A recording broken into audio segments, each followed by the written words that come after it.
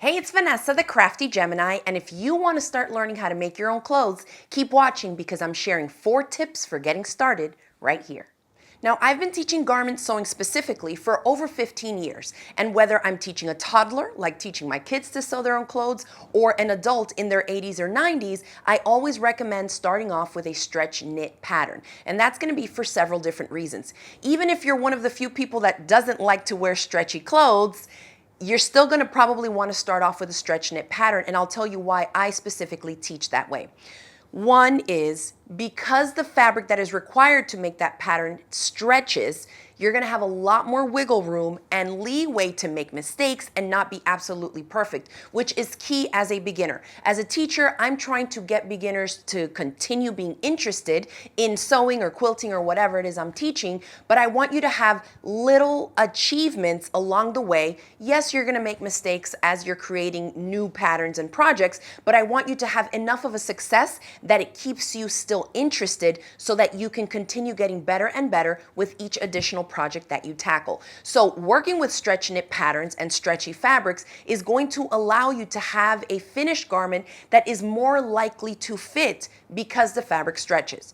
Along the lines of that, because the fabric stretches, if your seams are not perfectly straight, again, because it stretches, you're going to have a little more wiggle room there to get away with wonky or crooked seams. So as an instructor, I have that as a base point for all my beginners to start off with because I know it will help set them up for more successful results as long as they stick with it. Now, the second tip I have for you as a beginner, no matter what your age or experience is try to start off with a garment sewing pattern that has, I would say, 6 pieces or less. And that means the pieces that you actually need to cut out of fabric, okay? Meaning the front, maybe if you're making a top like this one, the front, the back, the neckline, the cuffs, or the sleeves, whatever it is, try to pick one that is more beginner friendly and has 6 or less pieces. You are very easily going to find sewing patterns that will say beginner friendly, but they still have about 15 to 17 pieces.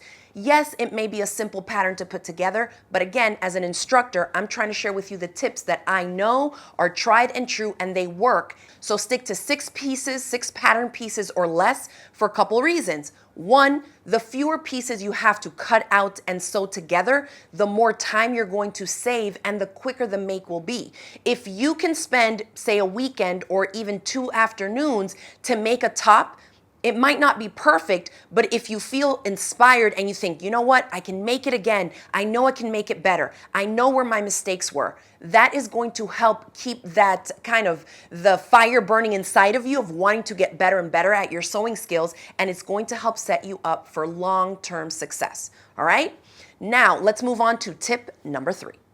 So many of you might not know this, but sewing patterns are typically based off of one size. They call it a pattern block, and then they will grade up, meaning increase the different areas for the measurements to size up to larger sizes. And then from that same pattern mid block, right? It's kind of like the middle range, they will size down to create smaller sizes from there as well.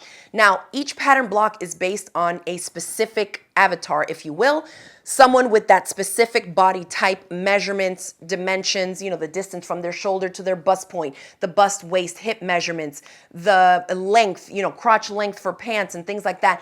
And so if your body dimensions don't match that pattern block exactly, you're likely going to need to make some adjustments. And so I highly recommend that beginners start off with a multi-sized pattern. Now, a couple things to note. When you hear me say multi-size, I don't mean one that has 2 or 3 different sizes, like small, medium, large. That's not enough of a range for you to work with the different kind of increments in the sizing, if you will. So I'll give you an example of a pattern company that I love to use, and I've done several free tutorials featuring their patterns, as well as a lot of my online paid courses feature these patterns, and they are the Jali sewing patterns. These are done by a French-Canadian company, and when I say multi-sized, their patterns, it goes from a toddler size 2, okay, a little baby size, all the way up to a US woman size 24 or 26, and some of their newer patterns go even larger than that. So that's what I'm talking about. You have a ton of different sizes in there, and that will allow you to trace off the pattern or print off the PDF, depending on which way you're doing it. But you have the different increments that you can go up a little or down a little to help accommodate your dimensions properly. I'll give you an example. For me, if I choose one size at the bust, I can usually keep that same size at the waist, but then at the hips, I often need to size up 2 or 3 sizes, okay? Because my hips are a lot larger proportional to my bust and my waist, all right? So if you have a similar body type, go with the multi-size patterns, because that way I can pick a specific size based on my bust and waist measurement, and then I know I will have the other sizes included in that sheet to trace off, where I can go up a couple sizes to help accommodate my wider hips.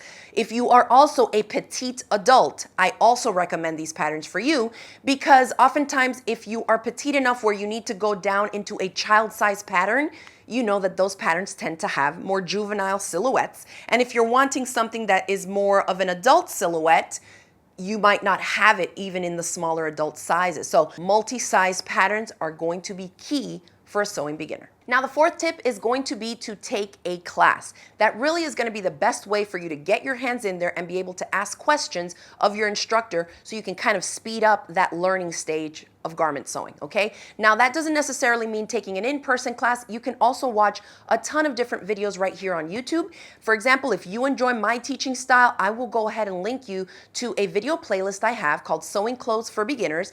And I want to say that playlist has 30 free videos that I've done here for you on YouTube, so you can check that out in the description below. You can also sign up for paid classes, which I have a ton of those as well, for different garment sewing projects, so I'll leave the link for that below for you. But the key thing is going to be finding an instructor that you can take a class with who has a teaching style that works for you, okay? That is key. And yes, you may end up signing up for a class where you have to pay up front, but trust me, even if you're paying for a sewing class, if you are actually learning something from it, it's gonna save you a ton of time and money in the end.